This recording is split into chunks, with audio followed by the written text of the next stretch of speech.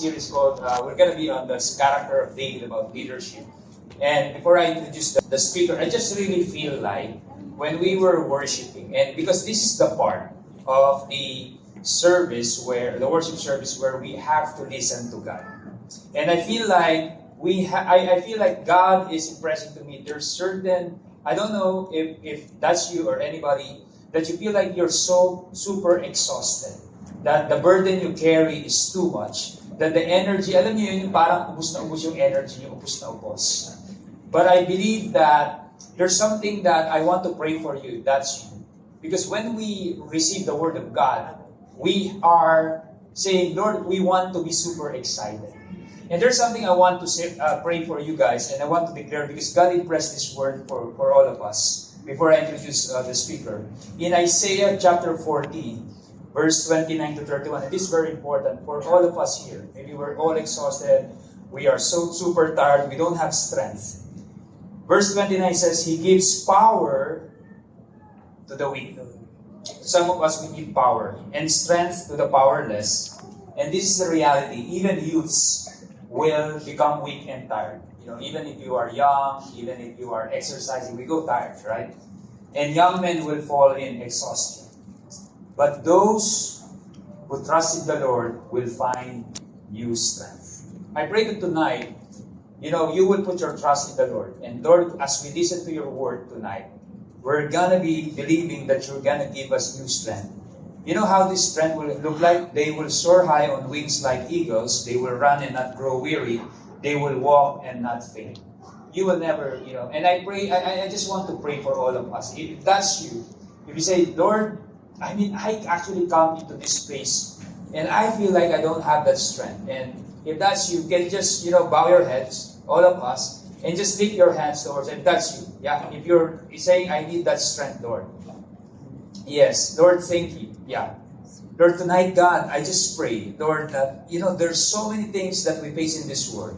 We have a lot of sets of troubles, emotional, physical, financial, relational, whatever it is, God. Lord, thank you, because when we come to worship you, you are expecting that we cast all our cares upon you because you care for us. Lord, I pray that even right now, God, we will trust in you. Because when we put our trust and wait on you, you give us strength. A strength that will never faint, will never grow weary. We will soar like an eagle with that wings that's soaring above high, God. And we will never grow and weary. Lord, as we listen to your word tonight, Lord, may you renew this strength, the new strength. Will you fill our tank right now with new strength in order for us to have the right posture of excitement and make our heart ready, O God, to receive your word, to worship you. Lord, with excitement, with power, with wisdom that only comes from you. In Jesus' name, amen and amen. Come on. Kita nyo? Galing ni Lord, di ba? You know, it's all about, you know, it's not only the place, it's not only about the number of people that worship God, it's about the presence of God that makes us really pumped up to worship Him. And speaking of that, I'm not gonna preach, I am about to preach actually. So the preacher tonight is, I'm super, super excited. Yeah, so, you know, I really personally wanted to introduce her, to welcome back Miss Emily Villaflores. She's my spiritual mom, Michelle, and she's very dear to me and Michelle. And you know, we're so blessed because the time that she came here is the discipleship month. So she was able to experience all the things that happened the last month. And so super excited. I told her, can you preach on the Saturday evening? And she said, yes, absolutely. So guys, she left like January 2025. And now she's back, 1 year younger. Okay? and I'm sure you guys are super excited to hear the Word of God through her. So I will not give any more so much introduction. Let's all welcome our beloved, you know, Miss Emily Villaflores. Come on. Woo-hoo! Come on, bongi pang ano. Yeah.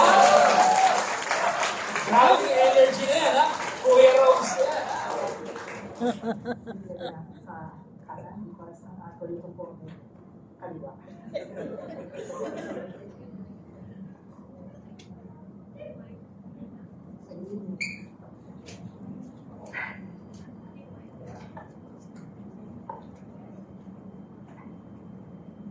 good evening.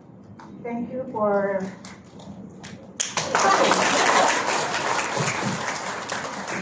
Good evening. Thank you for the warm welcome. Touch naman ako. And thank you, Robert, for that sweet introduction. And I'm really so glad to be back. Well, at least for a month. So I've been here for more than 3 weeks, and I have 3 more days. So I'll be flying out in 3 days. And I'm here to see all of you and meet up those people that I miss so much. There are so many of you that I've catch up with the past 3 weeks, and I'm just so happy that I get to spend time with you and dine with you and just laugh with you. Really. So thank you. And as usual, I am so privileged to stand up here for you to preach the Word of God. And I'm excited for this series on the book of Samuel about David. And I've mentioned about meeting up with people, and I've been doing that, as I said, for the last 3 weeks or more than 3 weeks. And every time that I meet these people whom I miss so much, and I would ask them, even this, I met my Gen Z CG. So anyway, I would ask them, which of the Bible characters can you identify yourself with, and why? And that's a random question. No Bible study planners or whatsoever. So they said, it's David. Most of them said David. And I'm not surprised because he's also my favorite Bible character, one of my favorite characters. And I answered why, because he's a man after God's own heart, he's a worshiper, and he wrote most of the Psalms, and they just love David, and he's a great king, he's a great leader, and so on, and he's a man after God's own heart. And he's so brave and courageous, and he killed Goliath. Now, speaking of David and Goliath, it's probably one of the most popular or famous stories in the Bible that even kids, they know about the story of David and Goliath. Even all of us, we've heard, we've studied David and Goliath. And even those people who do not attend church, they know this story. This is a very famous story, and that's what we're going to talk about tonight. But before you check out on me, because of the familiarity of the story, I believe that God has something for you tonight. God has fresh revelation. And regardless of how many times you've read, you've studied the story of David and Goliath, there is always something that God would remind you of. Or maybe to some, this is a timely message for all of you, and for all of you, because God speaks in every season. And whatever season that you may be in right now, whether you're discouraged, whether you're sick, whether you are sad, or whether you are weak, God has something to say to you tonight.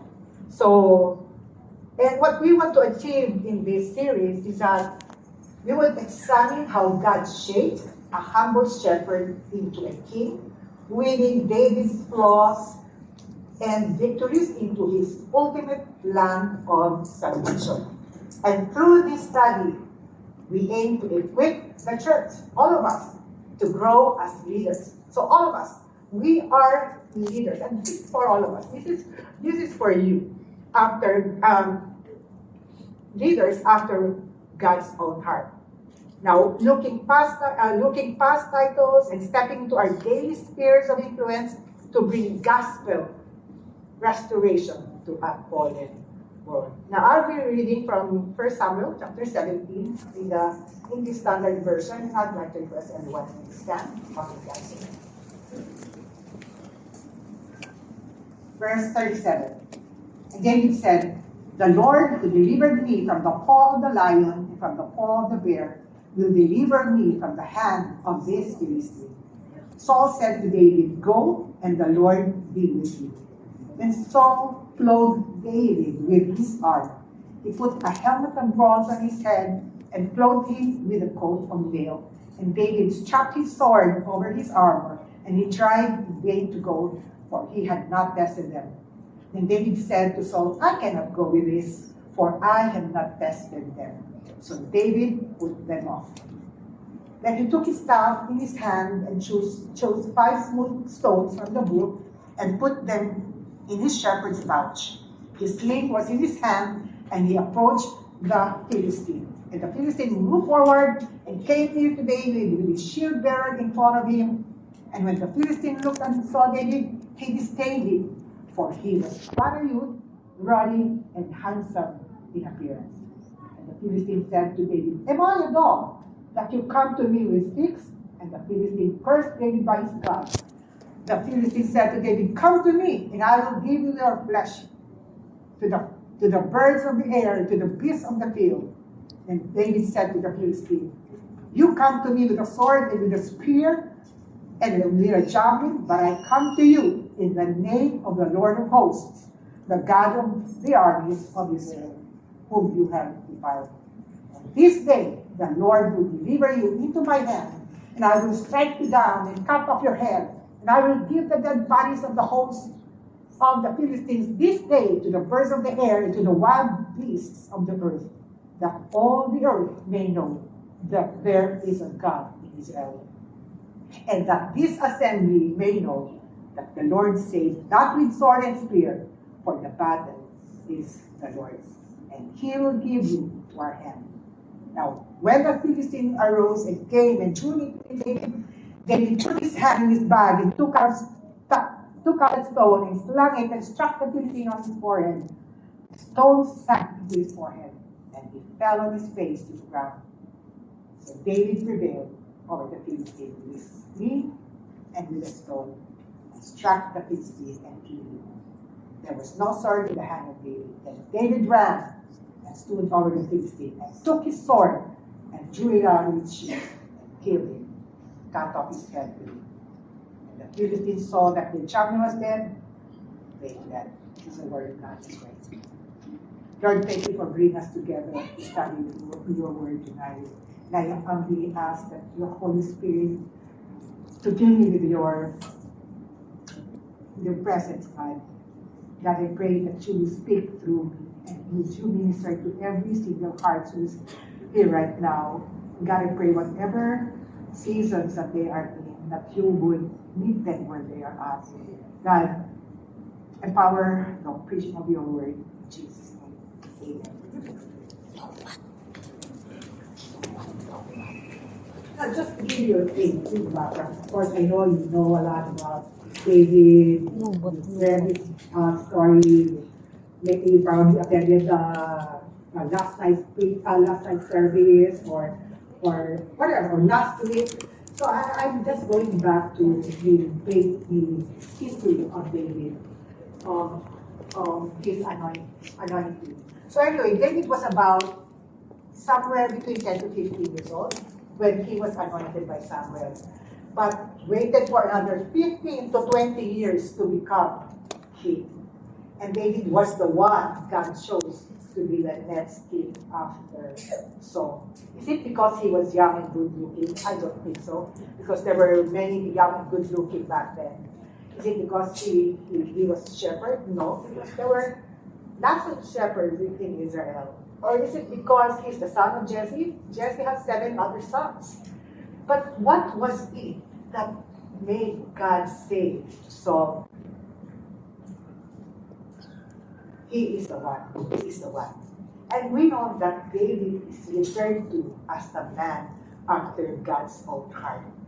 And you know, this declaration that he's a man after God's own heart happens. It happens even before his battles and victories, even before his kingship. He's been known for being God's actor. A man after God's own heart, and he was God's choice to be the next king of Israel.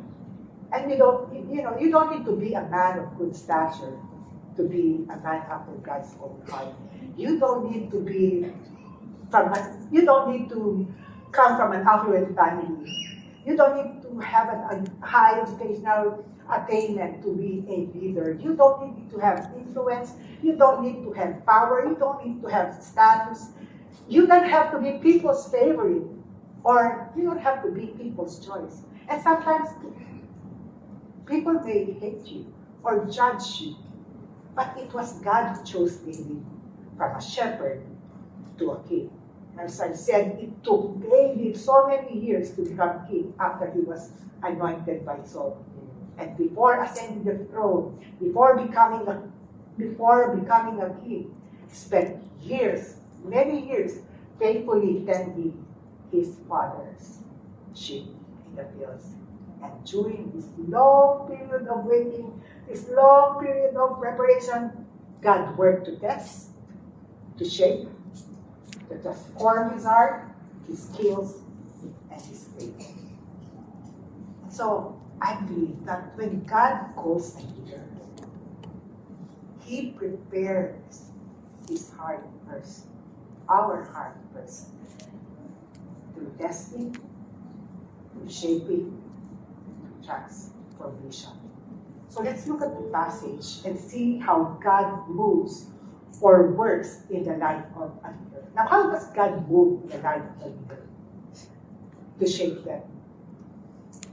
We see we will see the preparation. I like how the psalmist describes David as a shepherd king. Psalm 78 in verse 72, he said, "And David shepherded them with integrity of heart, with skillful hands he led them." So in other words, a leader is not all skills, but it is a balanced picture of godly leadership. Like you have to have character and competence. Now when we speak of character, it is our inner life, your motives, your faithfulness, and your relationship with God. And then we have competence, and that is now the outward abilities. That's wisdom and skill to carry out responsibilities as well. I want to bless one of the most young and good-looking leaders who possess both character and competence. He leads and serves in his field with faithfulness and wisdom. May isa pa ako. Anyway, in verse 7, I'll take you back to chapter 16. In verse 7 it says, "But the Lord said to Samuel, do not look on his appearance or on the height of his stature, because I have rejected him." Now, this is a story when Jesse presented his 7 sons to Samuel because Samuel is about to anoint the king. The next king, after Saul. And so he presented his sons, and he brought, first he brought Moses, who's Eliab, okay, Eliab or Eliab, whatever, however you pronounce it. He brought Eliab, he presented them, and then he said, no, he's not the one. And he presented Abinadab, and then Samuel said, no, neither is he. And then he presented Shammah, the 3rd son, and said, no, he's not the one. So Jesse presented the 7 sons, but none of them was chosen by Samuel. Now, and he just presented his 7 sons, thinking that, these 7 sons, they're good looking and, they're good stature, maybe they're tall, dark and handsome. Tall, dark, and never mind. But God did not choose from any of them because, continuing in verse 7, "For the Lord sees not as man sees. Man looks on the outward appearance, but the Lord looks on the heart." So again, God starts first with the heart. Now, how does God prepare our heart? How does God prepare our heart? Now, God prepares David through his everyday ways of life. His mundane task of tending his father's sheep, guiding them, protecting them, making sure they are well fed and watered, walking with them through the valleys, to the river. He would lie down in the fields, gazing at the stars, climbing up rocks and mountains. But you know what? shepherding at times could be very lonely. Out in the field, just you and the sheep, with your staff and God. So in other words, God prepares David in those small tasks. Now, how does it translate to us now? That mundane task that you are doing, that could be as simple as going to work, taking care of your family, going to the supermarket, or attending CE at the worship service. These everyday ways of life that are so beneficial to shape the leader in us. And those seasons are when He shapes, molds, and prepares us for a greater purpose in Him. And I believe that before God promotes a leader publicly, He prepares them privately, forming their heart, sharpening their skills, and maturing their spiritual life. And so I say, God often prepares people in hidden places before giving them greater responsibilities. Now we will also see the revelation. Now here's the encounter of David and Goliath. The Philistines camp on one mountain, and the Israelite camp on the other mountain, and the battle happens between them is the valley of Elah. And then a giant, nearly 10 feet tall, stepped out from the Philistine line into the open. Of course, that's Goliath. Now, Goliath is huge. I've never seen anyone that tall, well, at least in person. Now, we probably see tall people in basketball, like NBA. Now, I'm not really a fan of basketball, but I remember during my time, the tallest player was Yao Ming, that Chinese over there, that Chinese guy. He was about 7 feet, 6 inches tall, and there were even taller guys before him, pero hindi ko na inabot. Good thing. Then we have Victor Wembanyama from Spurs, 7 feet, 4 inches tall. And then Shaquille O'Neal, maybe some of you know Shaquille O'Neal. Shaq O'Neal, 7 feet, 1 inch tall. And of course, maybe Pastor Gilbert, Bishop Gilbert's favorite, the Lakers, LeBron James, who stands 6 feet, 9 inches tall. So although they were tall, but Goliath is way taller. He's 9 feet, 9 inches tall. And so in verse 8, he said, he stood and shouted to the ranks of Israel, "Why have you come out to draw up a battle? Am I not a Philistine, and are you not servants of Saul? Choose a man for yourselves, and let him come down to me. If he is able to fight with me and kill me, then we will be your servants. If I prevail against him and kill him, then you shall be our servants and serve us." And the Philistine said, "I defy the ranks of Israel this day.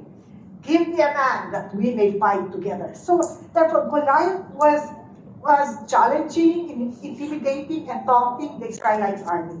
And he was causing so much fear, including to Saul, not only to the army, but including Saul. Because Goliath is 9 feet 9. And the tallest in the kingdom is Saul, because Saul is about a shoulder and a head taller than anyone else. So parang walang ibang katawan si Goliath kundi si Saul. But he was fearful. In another translation, they lost their courage and were terrified. So imagine facing a giant. You probably say, "Oh wow, I'm a dead man. I'm in deep trouble." Now, what giants are you facing today? We all face giants in our life. This could be sickness, or issues about relationship, finances, or career, or relationship in the workplace, and so on. And these giants cause us fear. So much fear that it cripples us. And so this intimidation, this challenging, this taunting by Goliath lasted for 40 days. It says, for 40 days, the Philistine came forward and took his stand morning and evening. So for 40 days, morning and evening, so 80 times he would taunt, he would challenge the Israelites army, and I can imagine how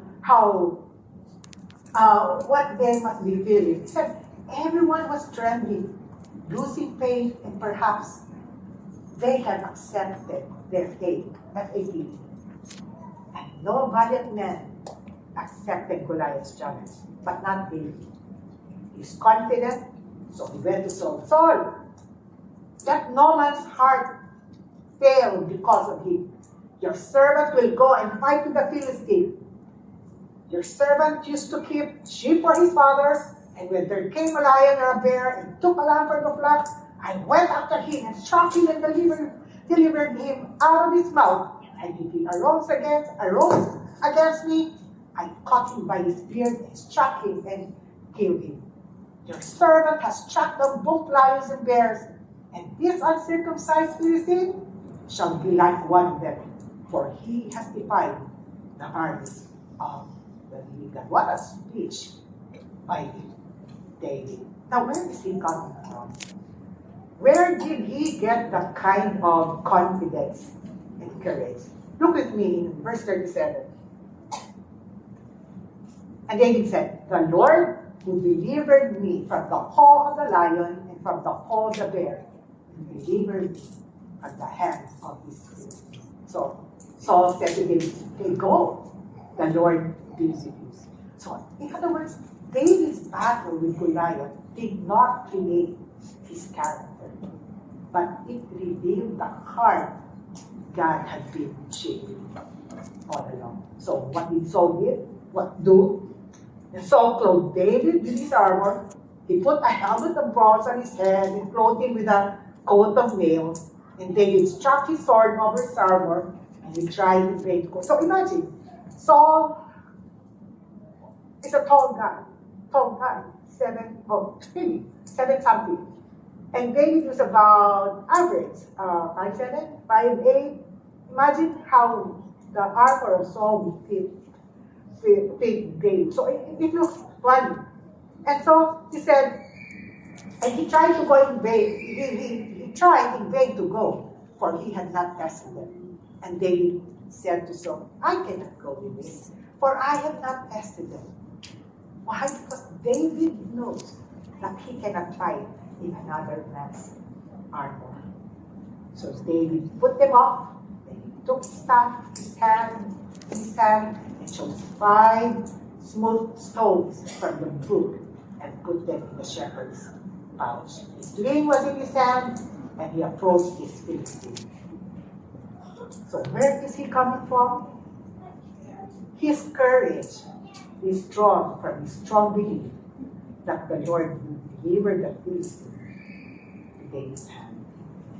Maybe you may be wondering what your purpose is, or whether God will truly promote you when you look at your current situation.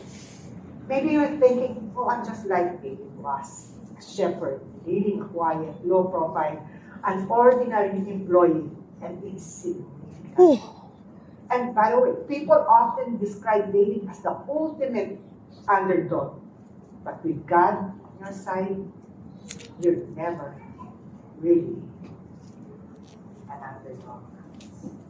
What others saw as an ordinary shepherd, God saw as a future king. What David was thinking shaping significance, God was preparing him for the throne. So every lonely field, every wild animal he faced, every unseen act of faithfulness was part of God's training. Now, your current situation may seem small, significant, and unqualified, but not with God. Just as he prepared David as a shepherd before appointing to his king, he can use your present circumstances to prepare you for what he has already done. Amen? And look with me, verse 15. So David prevailed over the Philistine with a sling and with a stone, and struck the Philistine and killed him. There was no sword in the hand of David. Now, a sling shot in those days is different. Now, I don't know kung anong generation, sa generation nyo, how a sling look like. What do you call it? Tirador. It's that letter D or Y thing, and then you put a rubber and so on and forth. But during those times, this is how it would look like. It was a leather pouch with two leather strings along the side of the pouch, one with a circular knot that you could put on your wrist or your finger. Then the other one you would wrap around so you could get that wheeling motion. Anyway, I don't know how to use it, but David used a stone smaller than a tennis ball. Now, there's a book by Malcolm Gladwell, David and Goliath, Underdogs, Misfits, and Art of Battling Giants. It makes the case that David defeating Goliath was not a surprise, and that all bet should have been on David's for the win. But despite his inferior strength, remember, he's small and he's not part of the army because he's still young. He was about 17 during the time of Goliath. Despite that inferior strength and diminutive size, David won because of his skill with a shepherd sling. Now, according to Gladwell, slinging took an extraordinary amount of skill and practice, but inexperienced hands. The sling was a devastating weapon. Paintings from medieval times show slingers hitting birds in mid-flight, and then Irish slingers were said to be able to hit a coin from as far as they could see.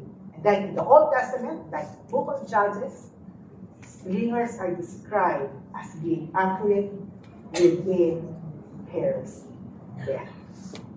Now, Israeli Defense Forces ballistic expert Eitan Hirsch calculated that a projectile like the river stone David had picked for Goliath, when slammed by a skilled slinger like David, could have hit Goliath's head or forehead with a velocity of 34 meters per second. You know, I know nothing about guns, but I hope you get it.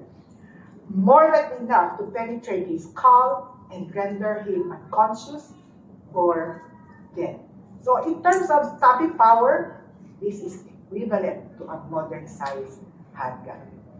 But, you know, do not despise whatever test you are experiencing right now. Do not despise what you are facing today. It may feel overwhelming, but remember this. God has been preparing you long before you arrive at this moment. So you look back and recall His faithfulness. How He has healed you in the past, how He has provided for you, how He has restored your relationship, how He has forgiven you, how He has answered your prayers, how, remember the lessons He has taught you, the character He has formed you, how He has shaped you, and the ways He has strengthened your faith. So now what do we do? Now what do we do? Step forward in obedience and put that preparation into action. Put that preparation into practice. And as you trust God and walk with Him. You know what? The test will not only reveal your faith, it will reveal God's preparation in your life. And through the victory He gives you, those answered prayers, those breakthroughs, those healing, whatever that may be, those victories, His word in you will become evident to everyone. So I say, the test is not what builds the leader. It reveals God's preparation in the leader. Next, we see the celebration. Now, during the battle, his declaration is focused on God. In verse 47, he said, and that all his assembly may know that the Lord saves, not with sword and spear. This is probably you've heard this so many times. Maybe you posted it on your wall or in your refrigerator. It says, "For the battle is the Lord's. He will give you into our hand." So after they came out, or emerged victorious after that battle, the result is a celebration of God. And he was recognized. Read with me, verse 55 says, as soon as Saul saw David go out against the Philistine, he said to Abner, the commander of the army, Abner, kanino anak tong maliit na to? Whose son is this youth? And Abner said, as your soul is, O king, I do not know. And the king said, inquire those sons the boys. So imagine, you know what I'm saying? Hindi kilala si David. So some of you may be unknown, you may be unqualified, you may be small, you may be no kilala kayo. Right? And as soon as David returned from striking down of the Philistine, Abner took him and brought him before Saul with the head of the Philistine in his hand. And Saul said to him, whose son are you, Abner? And David answered, I am the son of your servant Jesse, the Bethlehemite. So I say, when God's preparation is revealed, God receives the glory. When you got a promotion, oh, because God answered my prayers. It's not about you. Or when you got healed, it was God who healed you.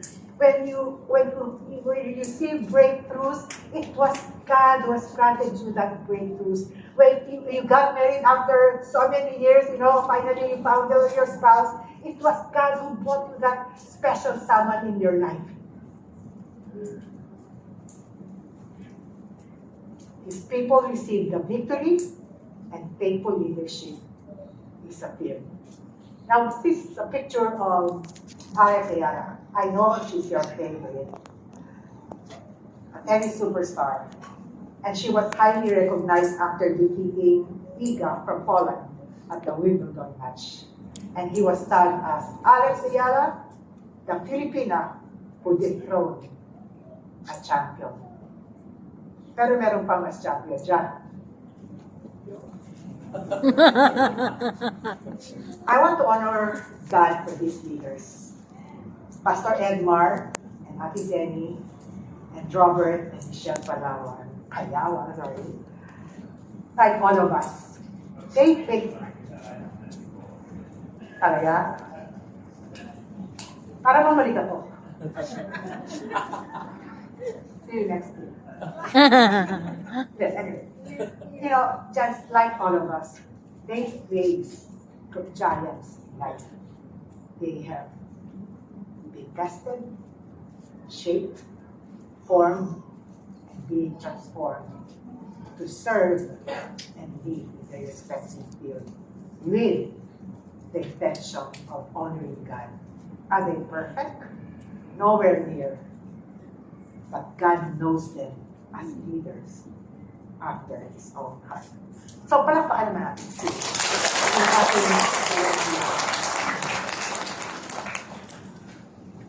But the story was never meant to end with David. Yes, God prepared him. Yes, God revealed his preparation to Goliath.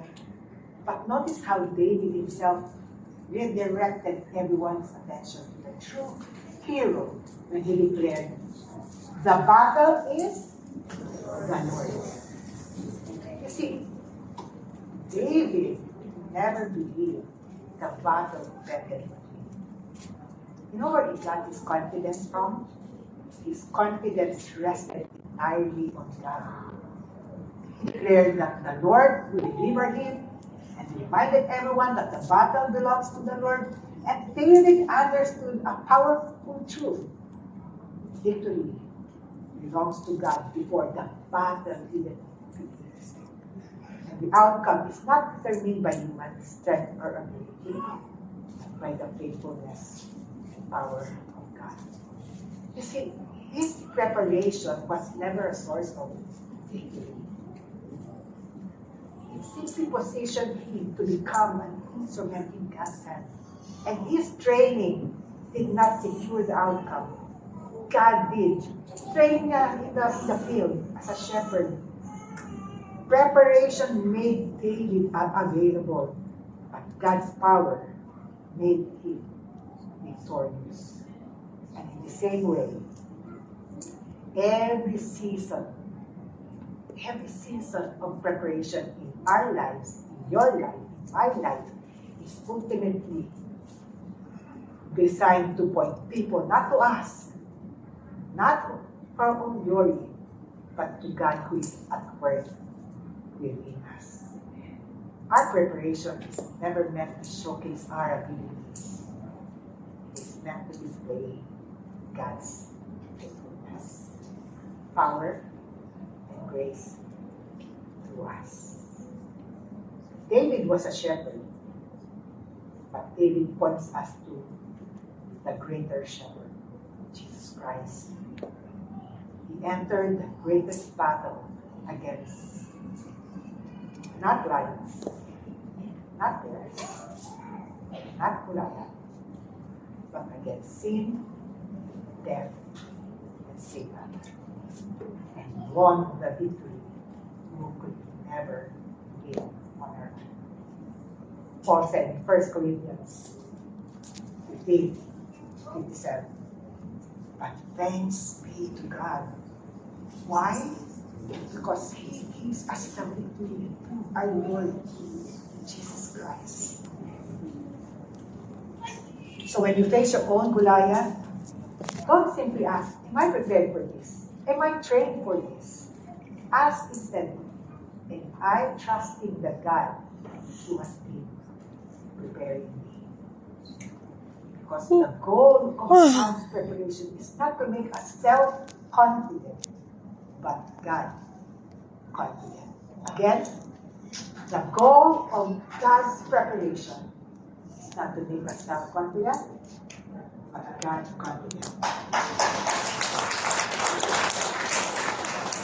And when the victory comes, may our response always be the same as David's, point it to God as the battle is the Lord's.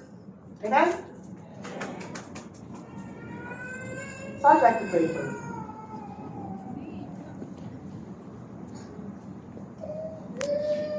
So to close your eyes.